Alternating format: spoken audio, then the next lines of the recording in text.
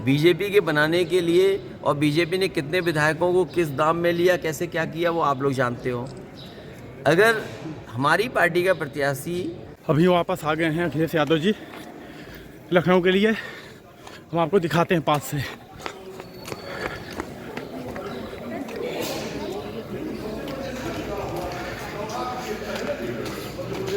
Sir थोड़ा सा please sir. सबसे दूसरे पड़े गए यादव, और अब मध्य प्रदेश में लगातार उत्तर प्रदेश से सटे इलाकों में दौरे कर रहे हैं। 71 से ज़्यादा प्रत्याशी लड़ा रहे हैं। सबसे पहले बड़ा दिन दिखा रहे हैं कि सबसे ज़्यादा खटास आपने। आखिरकार खटास किसने पैदा की? राजनीति में बात का भरोसा होता है।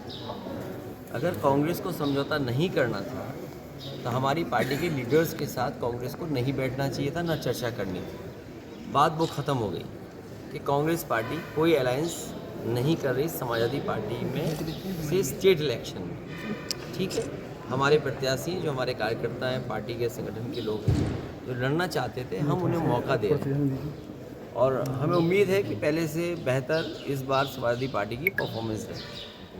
मध्य प्रदेश में तो ठीक है, लेकिन उत्तर प्रदेश में रोज जिस तरह से बयान आपकी पार्टी के, कांग्रेस के पार्टी के, अभी आप रैली कर रहे थे तो आपके प्रदेश अध्यक्ष ने कहा कि अखिलेश यादव हमारे पीडीए के, हमारे इंडिया गठबंधन के प्रधानमंत्री पद के उम्मीदवार, हम किसी को नहीं जानते। देखिए, कोई कुछ भी कहे, हर पार्टी के और हर पार्टी के लीडर की और हर पार्टी के वर्कर की ख्वाहिश होती है कुछ। आप क्या अपने वर्कर्स को सपना दिखाएंगे? और फिर समाजवादी पार्टी उत्तर प्रदेश में सबसे बड़ी पार्टी है। अगर कार्यकर्ता नेता कुछ बात कह रहे हैं तो उनके कहने से नहीं बनना है। जब संख्या बल होगा तभी कोई बनेगा, वो बात तो छोड़ दीजिए। सवाल ये है कि उत्तर प्रदेश के बाद समाजवादी पार्टी मध्य प्रदेश में चुनाव लड़ रही है और हमें भरोसा है कि यहाँ भी समाजवादी पार्टी को समर्थन मिलेगा। तो अभी आपने अपने पार्टी नेताओं की बैठक बुला दी। बैठक खत्म होने के बाद खबर आई कि 80 में से 65 तो आप लड़ेंगे, 15 में जिसको लड़ना है लड़ेंगे। नहीं, वो पार्टी के लीडर्स के विचार थे, हमारे संगठन के लोगों के विचार थे कि हमें क्या करना चाहिए, रणनीति क्या है हमारी, हम कितनी सीटें लड़ें। आखिरकार जब हमें अलायंस में जाना है तो हम चर्चा तो करेंगे ना कि जो हमारे साथी हैं उनको कितनी हम सीटें दें। लेकिन अभी तक जितने अलायंस समाजवादी पार्टी ने किए हैं, कोई भी निराश नहीं हुआ हमारे साथ जुड़ करके। तो लोग तो ये कहते हैं अखिलेश यादव इतना दिल दिखाते, इतना ज़्यादा दूसरों को सीट दे देते हैं कि उससे समाजवादी पार्टी को नुकसान हो जाता है। इस बार सवाल व्यक्तिगत नहीं है, सवाल ये है कि जाति गणना होगी कि नहीं होगी, आबादी के हिसाब से न्याय मिलेगा कि नहीं मिलेगा। ये बड़े सवाल उठे हैं और चमत्कार तो इस बात का है कि कई दल जो जाति गणना के खिलाफ थे, आज़ादी के बाद जाति गणना बंद कर दी, आज वो भी जाति गणना के पक्ष में। जो मंडल कमीशन कब लागू हो जाना चाहिए था, अभी मंडल कमीशन की सब सिफारिशें लागू नहीं हुई हैं, अभी मंडल कमीशन की कुछ ही सिफारिश लागू हुई हैं। तो आखिरकार लड़ाई तो वो लंबी है। तो अब तो बदलाव देखने को मिल रहा है कि कई दल जो इन चीज़ों के खिलाफ थे आज समर्थन में खड़े हो गए। तो ये राजनीति का जो चमत्कार है, इसीलिए मैंने कहा कि पीडीए हराएगा एनडीए को। हमारी रणनीति है पीडीए ही ताकत बनेगा, कोई भी गठबंधन होगा उसका। अखिलेश जी, आप सबसे बड़े सूबे की सबसे बड़ी विपक्षी पार्टी हैं। अगर सीटों के हिसाब से, संख्या बल या जिस तरीके से भी देखा जाए, नेताओं के लिहाज से, संगठन से, विधायकों से, आप विपक्ष की सबसे बड़ी पार्टी हैं। लेकिन एक ट्रेंड देश में ये भी देखा जाता है कि विधानसभा के चुनाव अलग, लोकसभा के चुनाव अलग।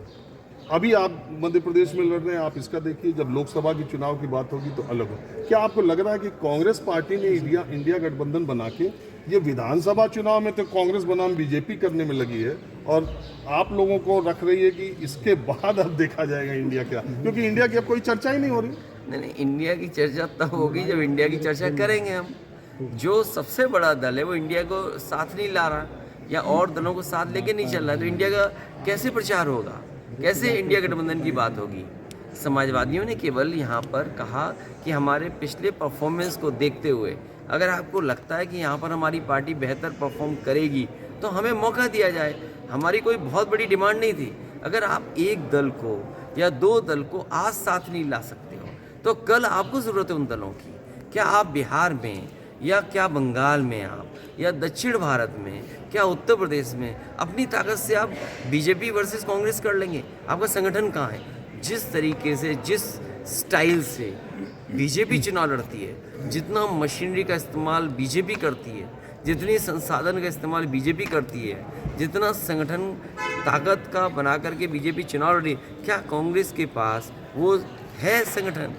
ये संगठन अगर किसी के पास है, रीजनल पार्टीज़ के पास है। वेस्ट बंगाल में मुख्यमंत्री ममता जी हैं, उनके पास है संगठन। बिहार में जो दल हैं उनके पास संगठन है। अगर हम तमिलनाडु जाएं, उनमें जो दल है रीजनल पार्टी, उन पर संगठन है। यूपी में संगठन समाजवादियों के पास है। अभी कल नीतीश जी सार्वजनिक, आपको खबर पता ही होगी, सार्वजनिक मंच से उन्होंने कांग्रेस पार्टी को लताड़ा और कहा कि इंडिया गठबंधन में कांग्रेस की कोई दिलचस्पी नहीं। तो ऐसे देश तो एक उम्मीद में देख रहा था कि अब दो ध्रुवीय चुनाव होगा, एक तरफ इंडिया एक तरफ इंडिया, लेकिन ये तो बनने से पहले ही लग रहा है कि अगर आदरणीय नीतीश कुमार जी ने कुछ कहा है तो आज का इंटरव्यू भी देखिए ना। मुख्यमंत्री कमलनाथ जी जो बनना चाहते वो क्या कह रहे हैं। अगर इस तरह के इंटरव्यू दिए जाएंगे तो क्या फ़र्क है बीजेपी में, क्या फ़र्क है कांग्रेस में? इंटरव्यू की पहली लाइन देखिए ना आप, क्या है इंटरव्यू की पहली लाइन। अगर ये भाषा होगी तो इंडिया गठबंधन में किस बीच से बातचीत होगी? आप में और बीजेपी में क्या फ़र्क है फिर? अगर आपके इंटरव्यू की पहली लाइन ये होगी, राजीव गांधी ने ताला खुलवाया, अगर इस तरह की चर्चा होगी, इस तरह की बात आप कहेंगे, श्रेय लेना चाहेंगे, तो आप कैसे और दलों को साथ लाएंगे? लड़ाई बड़ी कैसे करेंगे आप? अखिलेश जी, मुझे जो पता चला उसमें जो प्रदेश नेतृत्व था मध्य प्रदेश का, आपका दावा था कि एक विधायक आपके जीते थे 5 सीटों पे, आप दूसरी पे थे और आप ही भारतीय जनता पार्टी से हारे थे, लिहाजा 6 सीटें आपका दावा बनती है। तो प्रदेश नेतृत्व ने आपको भरोसा दिया था कि इस पर आपकी मांग पे, अभी पूरी बात तो हम नहीं कहते, लेकिन आपकी मांग पे हम विचार करेंगे। लेकिन मेरी जानकारी के मुताबिक राष्ट्रीय नेतृत्व ने कहा कि अखिलेश यादव को मध्य प्रदेश में शायद वहाँ जो CWC में बातचीत चली, CEC में उनके, उसमें ये हुआ कि बाद में देखा जाता। तो आपको लगता है कि ये टेस्ट कर रहे हैं मजे से, पत्थर में तालाब में कंकड़ फेंक करके? देखिए, मुझे टेस्ट करने की ज़रूरत नहीं है। मैं फील्ड में हूँ, मुझे तो काम करना है और मैं काम करूँगा। मान लीजिए यहाँ पर बिजावर में समाजवादी पार्टी की प्रत्याशी को हटा दिया, किसने हटा दिया? अगर ये परंपरा होगी, ये राजनीति का स्तर होगा और आप अलायंस भी करना चाहेंगे एक बात, तो किससे उम्मीद करोगे आप कि आपके साथ खड़ा होगा? आपकी पार्टी के तमाम नेताओं को उत्तर प्रदेश में कांग्रेस पार्टी अपनी तरफ ले आ रही है। आप अभी दौरे में रहे होंगे, तो एक बड़े नेता हैं रवि वर्मा, उन्होंने ऐलान कर दिया वो छोड़ के जा रहे हैं। बहुत दिनों से इस बात की चर्चा थी कि कब जाएंगे वो, अब चले गए तो अच्छी बात है, चले गए। मुझे उम्मीद है जो समाजवादियों से नहीं मिला, कांग्रेस उन्हें ज़्यादा देगी। तो ये दोनों पार्टियों के खटास की भी, क्योंकि एक बात पहले चली कि विधानसभा चुनाव में प्रियंका गांधी फ्लाइट में मिली, बोले अब हमारे लोगों को ले जा रहे। देखिए, अब कौन क्या कह रहा है, नहीं कौन क्या कह रहा है, वो गलत थी, कोई बात नहीं हुई। देखिए, अगर बीजेपी की तरह कांग्रेस भी झूठ बोलने लगी तो फिर क्या करेंगे? तो तीसरा विकल्प तीसरी पार्टी होगी। खैर, जो जाने वाले उन्हें कोई नहीं रोक सकता है। समाजवादियों पे विकल्प है, समाजवादियों पे वहाँ गुंजाइश है, हमारे पे लीडरशिप है। तो अगर एक लीडर चला जा रहा है तो हमारे पास लीडर्स और गुंजाइश है। समाजवादियों को कहीं घबराने की ज़रूरत नहीं। समाजवादी पार्टी में तो अब आप सर्वे सर्वा, पूरी पार्टी आपके इर्द गिर्द चलती है, सारे फैसले भी आप लेते हैं। लोग ये जानना चाहते हैं, मैं भी ये जानना चाहता हूँ कि बतौर सूबे और देश की सबसे बड़े सूबे के सबसे प्रमुख चेहरे होने के, आपको इंडिया की संभावना लग रही है? दरवाजे बंद हो गए कि अभी कुछ खुले हैं, गुंजाइश बची है? देखिए, कोई दरवाज़ा राजनीति में बंद नहीं होता है और ये जिम्मेदारी उनकी भी है, बड़े दल की, जो इस गठबंधन को ख़त्म करना चाहते हैं। अगर गठबंधन बना है, और मैंने बहुत बड़ा देखा था, मैं दिमाग से बात उतर रही है, बेंगलोर में जो लिखा था यूनिटी को लेकर के, united we stand and divided we fall. आज डिवाइड कौन कर रहा है? अगर इतना बड़ा लिख करके एक बैनर बना जिसके आगे हम सब लीडर्स बैठे और खड़े हुए, यूनाइटेड वी स्टैंड, अगर यूनाइटेड वी स्टैंड तो डिवाइड कौन कर रहा है? ये सोचना पड़ेगा उन्हीं को जिन्होंने यूनाइटेड होने का नारा दिया। नहीं, कहा तो ये गया कि अखिलेश यादव ने भोपाल की रैली में, उनकी पार्टी ने कहा कि भोपाल की रैली इंडिया की करने की ज़रूरत नहीं है क्योंकि हमको पहले सीट दो। नहीं, मैंने कभी नहीं कहा।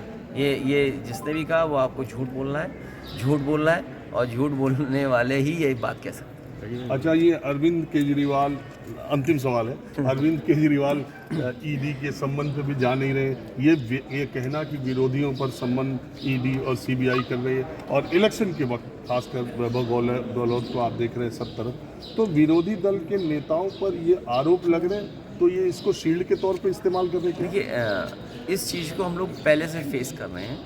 आदरणीय आजम खान साहब, उनकी फैमिली पूरी जेल में भेज दी। यही बीजेपी जो कर रही है आज, या अरविंद केजरीवाल या उनके तमाम जो साथी हैं उनके ऊपर ईडी सीबीआई तमाम तरह की जांचें चल रही हैं। ये तरीका बहुत पुराना है। एक ज़माने में कांग्रेस भी इस्तेमाल ये करती थी। इसी प्रदेश में कभी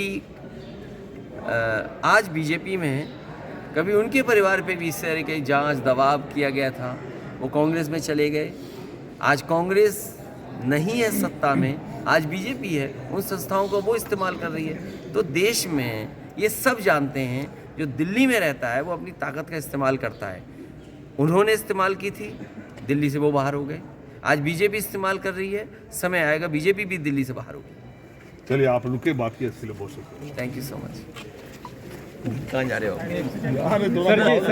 सर जी कहाँ कराए इधर? आप कहाँ कराए? सर जी यहीं आए, पता चला आप आगे, हमने कहा था सब नहीं, ये कांग्रेस ने डिनाई की। सर जी, रेखा यादव के बारे में क्या कहेंगे? मैं कुछ नहीं कहूँगा, तुम मुझे बताओ कि कौन ले गया उन्हें। पता नहीं, हमें नहीं था, हम भी तो इसी उन्हीं को ढूंढ रहे हैं, कौन ले देखो, गया। हमें कुछ नहीं पता, हमें तो ये पता है कि हमारी पार्टी से वो छोड़ के चली गई। कुछ तो अब वजह ले रहा कौन होगा। गया ये नहीं पता, और क्या शर्त पे गई है वो ये नहीं पता। कोई तो वजह होगा जाने का। अरे मैं खुद ही ढूंढ रहा हूँ, जानना चाहता हूँ। मनोज यादव का टिकट कैंसिल करके उनको दिया गया था और 2 दिन प्रचार करने के बाद वो छोड़ के चली गई, ऐसा क्यों किया उन्होंने? ये मध्य प्रदेश के लोगों के लिए नई पहेली नहीं है जी।